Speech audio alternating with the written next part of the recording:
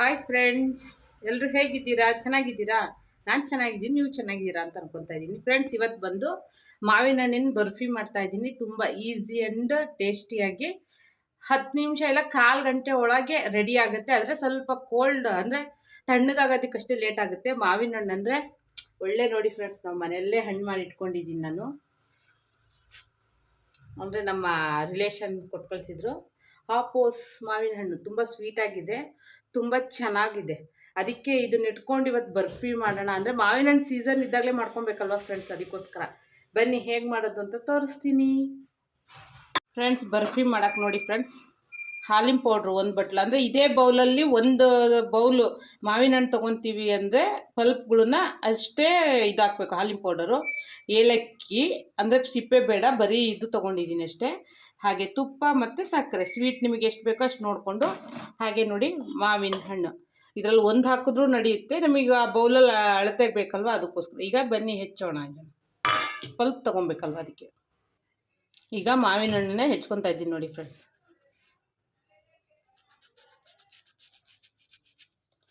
ಅಂದರೆ ನಮ್ಮ ಚೋಟಾ ಚಾಕು ಅಂತೇಳಿದ್ದು ತುಂಬ ಚೆನ್ನಾಗಿ ಹೆಚ್ಚುತ್ತೆ ನೋಡಿ. ಹಣ್ಣಾಗಿದೆ, ಒಳ್ಳೆ ಸೂಪರಾಗಿ ಹಣ್ಣಾಗಿದೆ. ಈಗ ಇದನ್ನು ಹೆಚ್ಕೊಳ್ಳೋಣ ಫ್ರೆಂಡ್ಸ್.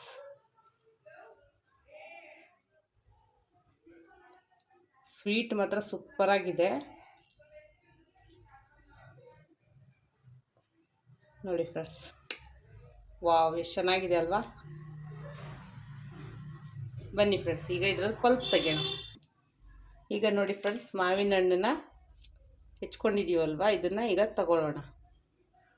ಈ ರೀತಿ ತಗೊಂಡ್ರೆ ಚೆನ್ನಾಗಿ ಪಲ್ಪ್ ಬರುತ್ತೆ ಫ್ರೆಂಡ್ಸ್. ನೋಡಿ, ಈ ರೀತಿ ಪಲ್ಪ್ ತಗೊಳ್ಳೋಣ. ನಾವು ಬೌಲಿಗೆ ಹಾಕ್ಕೊಳ್ಳೋಣ. ಈಗ ನೋಡಿ ಫ್ರೆಂಡ್ಸ್, ಬೌಲಿಗೆ ಹಾಕ್ಕೊತಾ ಇದ್ದೀನಿ. ಪಲ್ಪೆಲ್ಲ ತೆಗೆದು ಹಾಕ್ಕೊಳ್ಳೋಣ. ಅಂದರೆ ನಮಗೊಂದು ಬೌಲಷ್ಟಾದರೆ ಸಾಕು. ಈ ರೀತಿ ತೊಗೊಂಡ್ರೆ ನೋಡಿ ಕ್ಲೀನಾಗಿ ತೊಗೊಬೋದು.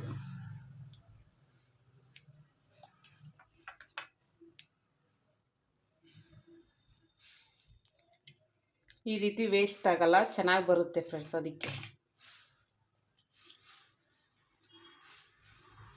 ಆ ಬೌಲಷ್ಟು ಇಷ್ಟ ಆದರೆ ಸಾಕು ಫ್ರೆಂಡ್ಸ್ ನಮಗೆ.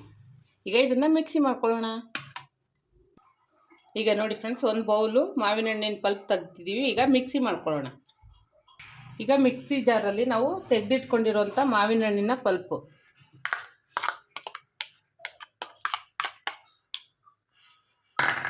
ನೋಡಿ ಹಾಕ್ಕೊತಾ ಇದ್ದೀನಿ. ಹಾಗೆ ಹಾಲಿನ ಪೌಡರ್,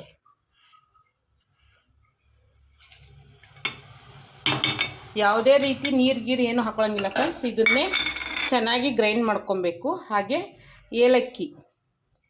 ಈಗ ಇದನ್ನು ನಾವು ಮಿಕ್ಸಿ ಮಾಡ್ಕೊಳ್ಳೋಣ.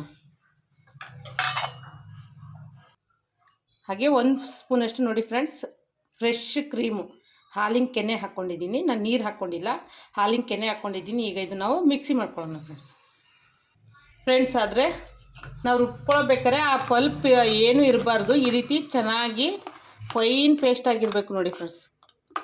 ಈ ರೀತಿ ಕ್ರೀಮಿಯಾಗಿ. ಇದನ್ನು ಬೇಕಾದರೂ ಫ್ರೆಂಡ್ಸ್ ನೀವು ಬ್ರೆಡ್ ಮೇಲೆಲ್ಲ ಸ್ಯಾಂಡ್ವಿಚ್ ಥರನೂ ಮಾಡಿಕೊಡ್ಬೋದು. ತುಂಬ ಚೆನ್ನಾಗಿರುತ್ತೆ, ಇದು ಸೂಪರಾಗಿರುತ್ತೆ. ಬನ್ನಿ ಫ್ರೆಂಡ್ಸ್, ಈಗ ಹೇಗೆ ಮಾಡೋದು ಅಂತ ತೋರಿಸ್ತೀನಿ. ಈಗ ಗ್ಯಾಸ್ ಹಚ್ಕೊತಾ ಇದ್ದೀನಿ ಫ್ರೆಂಡ್ಸ್. 10 ನಿಮಿಷ ಸಾಕು ಫ್ರೆಂಡ್ಸ್, ಬೆಂದೇ ಹೋಗ್ಬಿಡುತ್ತೆ. ಫ್ಲೇಮ್ನ ಲೋ ಇಟ್ಕೊಳ್ಳೋಣ. ನೋಡಿ, ಫ್ಲೇಮ್ ಲೋ ಇಟ್ಕೊಂಡು ಈಗ 1 ಟೇಬಲ್ ಸ್ಪೂನಷ್ಟು ತುಪ್ಪ ಹಾಕ್ತಾಯಿದ್ದೀನಿ ಅಷ್ಟೇ, ಜಾಸ್ತಿ ಏನಿಲ್ಲ. 1 ಟೇಬಲ್ ಸ್ಪೂನಷ್ಟು ತುಪ್ಪ.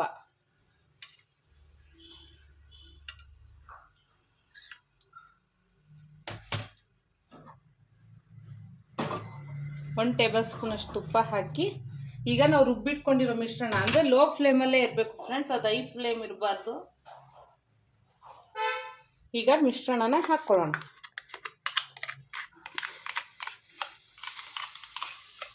ಅದು ನಾವು ತುಪ್ಪದಲ್ಲೇ ಮಿಕ್ಸ್ ಮಾಡ್ಕೊಬೇಕು. ಅದಕ್ಕೆ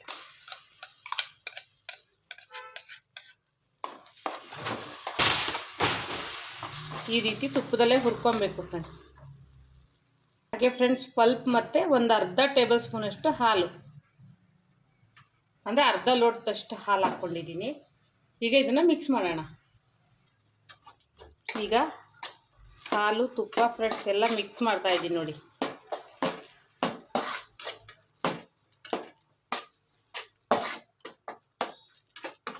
ಬೇಗ ಬೆಂದ್ಬಿಡುತ್ತೆ ಫ್ರೆಂಡ್ಸ್. ಇದು ತುಂಬ ಹೊತ್ತೇನು ತಳ ಇದಾಗಲ್ಲ, ಬೇಗ ಇದಾಗುತ್ತೆ. ಮೀಡಿಯಮ್ ಫ್ಲೇಮಲ್ಲೇ ಮಾಡ್ಕೊಳ್ಳಿ.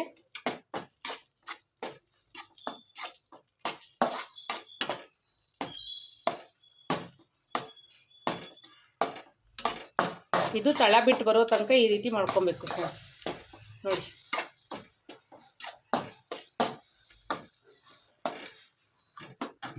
ಈಗ ಇದಕ್ಕೆ ಸಕ್ಕರೆ ಹಾಕೋಣ.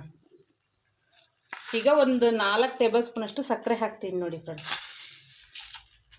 2 3 4. ಅಂದರೆ ನೀವು ಸ್ವೀಟು ಮಾವಿನ ಹಣ್ಣಿನ ಸ್ವೀಟ್ ಹೇಗಿರುತ್ತೋ ಅದ್ರ ಲೆಕ್ಕದಲ್ಲಿ. ಈಗ ನಾವು ಸಕ್ಕರೆ ಹಾಕಿದಾಗ ಇದು ಕರಗುತ್ತೆ ಚೆನ್ನಾಗಿ ನೋಡಿ. ಈ ರೀತಿ ಚೆನ್ನಾಗಿ ತಳ ಬಿಟ್ಟು ಬರುತ್ತೆ ಫ್ರೆಂಡ್ಸ್. ಒಂದು 5 ರಿಂದ 6 ನಿಮಿಷ ಈ ರೀತಿ ಬೇಯಿಸ್ಕೊಂಡ್ರೆ ಸಾಕು. ಆಮೇಲೆ ಒಂದು 10 ನಿಮಿಷ ಚೆನ್ನಾಗಿ ನಾವು ಇದನ್ನು ತಣ್ಣಗಾಗೋದಕ್ಕೆ ಬಿಡಬೇಕು.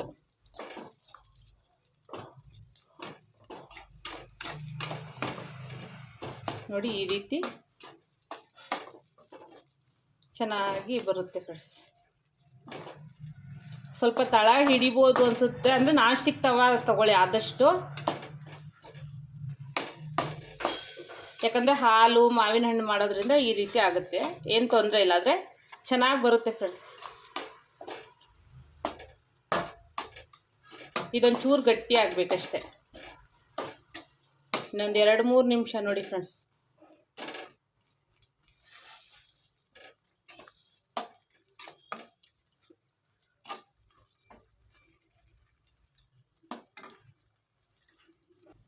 ಈಗ ಫ್ರೆಂಡ್ಸ್ ಇದು ನೋಡಿ ತಳ ಬಿಟ್ಕೊಂತ ಬರ್ತಾ ಇದೆ ಅಲ್ವಾ ಫ್ರೆಂಡ್ಸ್. ಇದನ್ನು ಒಂದು 5 ನಿಮಿಷ ತಣ್ಣಗಾಗೋದಕ್ಕೆ ಬಿಟ್ಟು ಆಮೇಲೆ ಪ್ಲೇಟಿಗೆ ಸ್ವಲ್ಪ ತುಪ್ಪ ಸವರಿ ಅದ್ರ ಮೇಲೆ ಹಾಕಬೇಕು ಫ್ರೆಂಡ್ಸ್ ನೋಡಿ ಫ್ರೆಂಡ್ಸ್.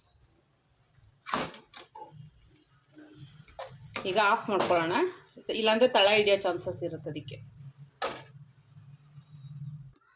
ಈಗ ಪ್ಲೇಟ್ಗೆ ತುಪ್ಪ ಹಚ್ಚೋಣ ಫ್ರೆಂಡ್ಸ್. ಯಾಕಂದರೆ ನಾವೀಗ ಬರ್ಫಿ ಮಾಡ್ಕೊಂಡಿರೋದನ್ನ ಈ ಪ್ಲೇಟಲ್ಲಿ ಹಾಕಿ ಸೆಟ್ ಮಾಡೋದಕ್ಕೋಸ್ಕರ. ಈಗ ಈ ಪ್ಲೇಟಿಗೆ ಶಿಫ್ಟ್ ಮಾಡ್ಕೊಳ್ಳೋಣ.